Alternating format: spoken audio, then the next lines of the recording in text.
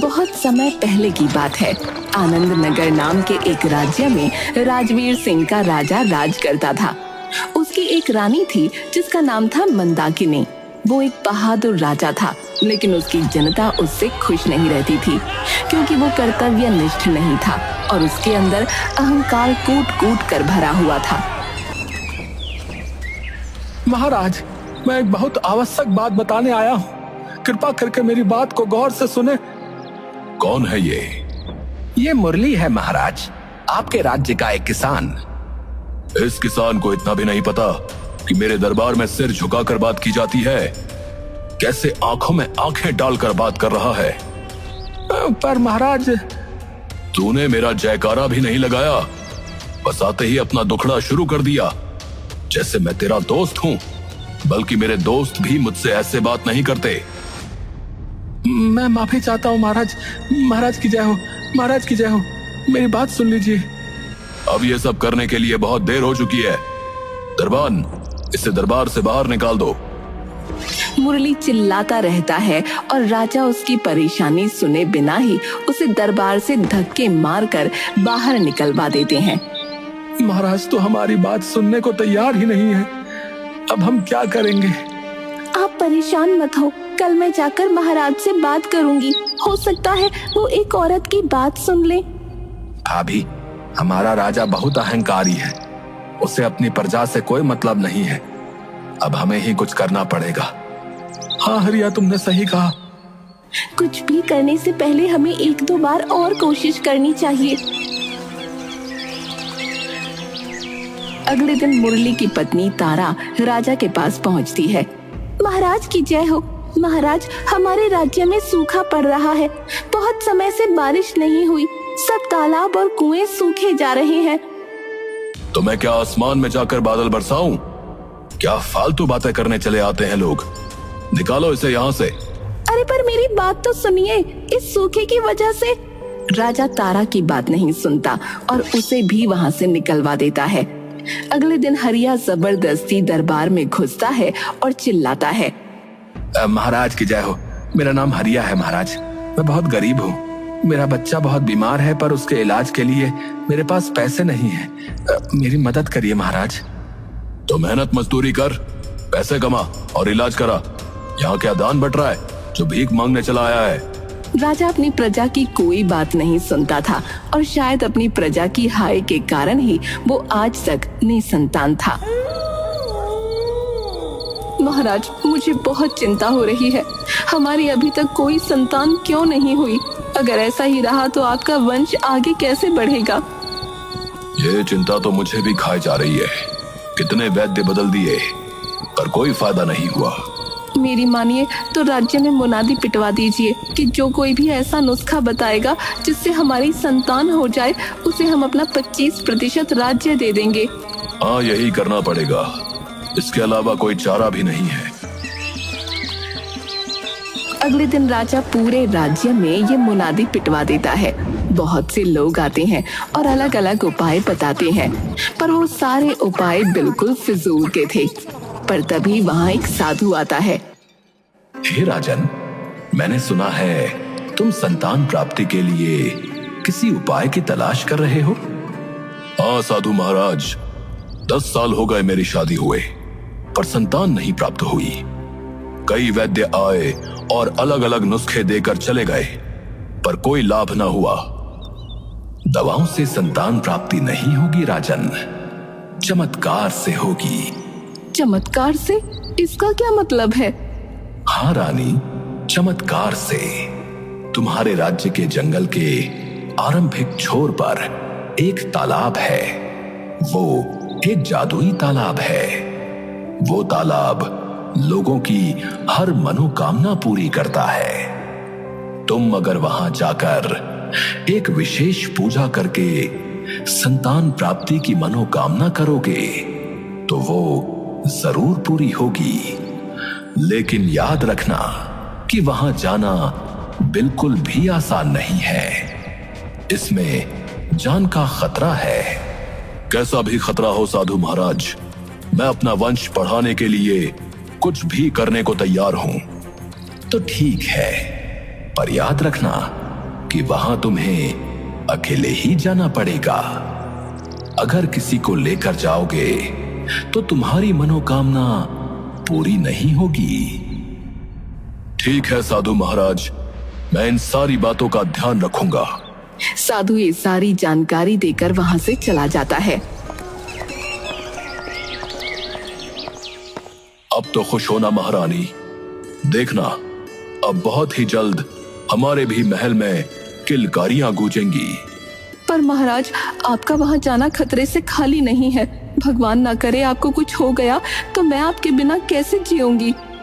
पर महारानी, इसके अलावा और चारा भी क्या है? हमारे राज्य में इतने शूरवीर भरे पड़े हैं, उनमें से किसी को भेज दीजिए जो हमारे लिए मनोकामना मांग लेंगे। राजा को रानी की ये बात सही लगी और वो अपने राज्य के लोगों से जादुई तालाब पर जाकर उसके लिए मनोकामना मांगने को बोलता है, पर कोई भी इसके लिए राजी नहीं होता। संभल कर जाइएगा और जल्दी वापस आइएगा, मैं आपका इंतजार करूंगी। आप बिल्कुल फिक्र मत करिए महारानी, मुझे कुछ नहीं होगा। आप बस प्रार्थना करें कि मैं जिस काम के लिए जा रहा हूँ वो काम आसानी से हो जाए। राजा महल से घोड़े पर सवार होकर अकेले ही निकलता है और साधु द्वारा बताई गई जगह पर पहुंचता है।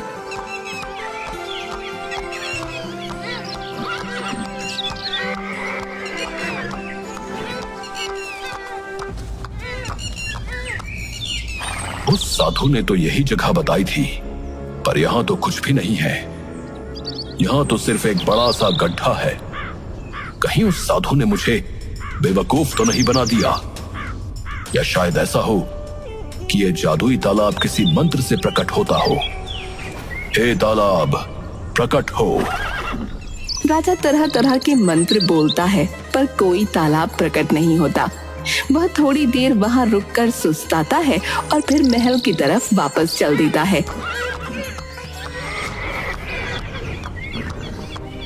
अरे बाप रे, कितनी तेज प्यास लग रही है, पर यहाँ तो दूर दूर तक कहीं पानी है ही नहीं। अभी वापस जाकर उस साधु को बताता हूँ। उसने मुझसे जादुई तालाब के नाम पर इतना गंदा मजाक किया।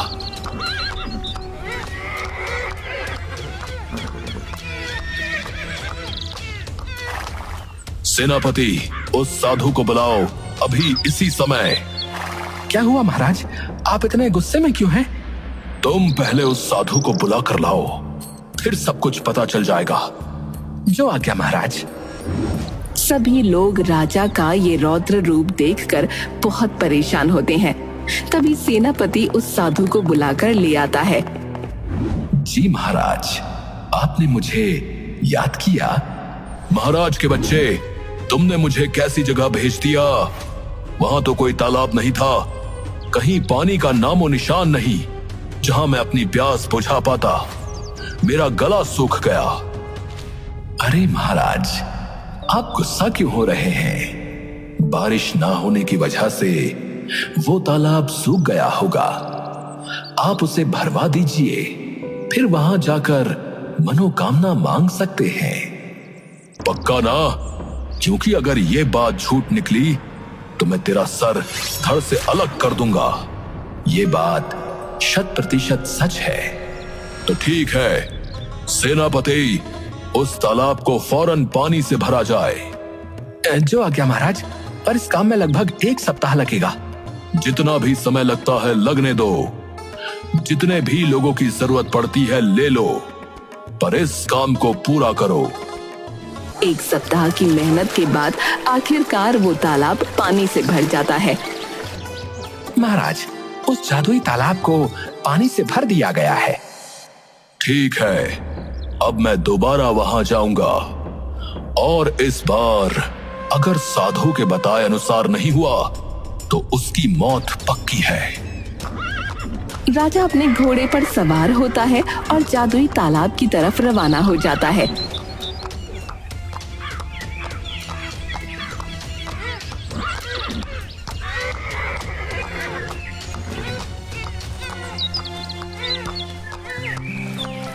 इस बार जब वो वहां पहुंचता है तो तालाब भरा हुआ होता है।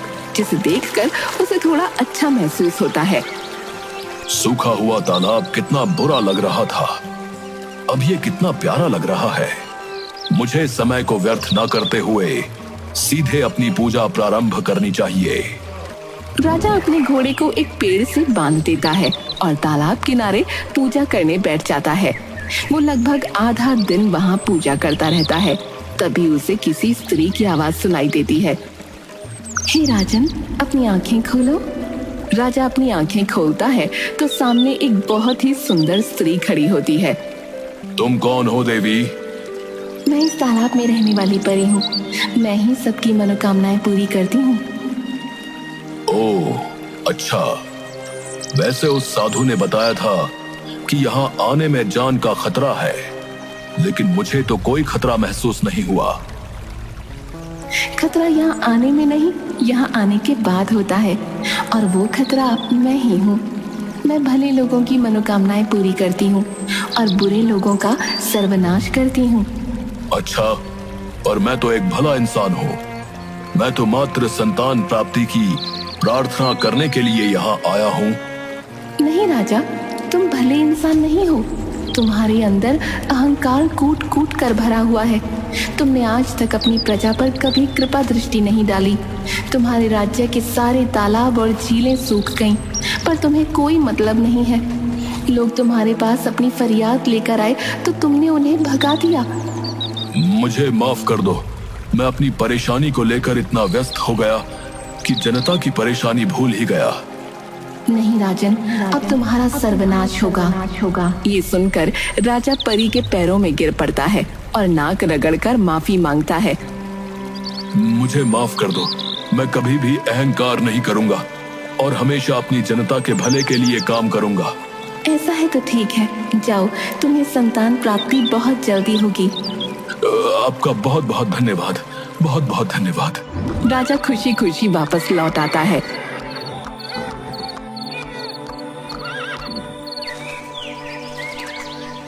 पर वापस आकर वो देखता है कि सेनापति मुरली से बातें कर रहा है, जहां उसे पता चलता है कि ये सारा उन लोगों का ही प्लान था।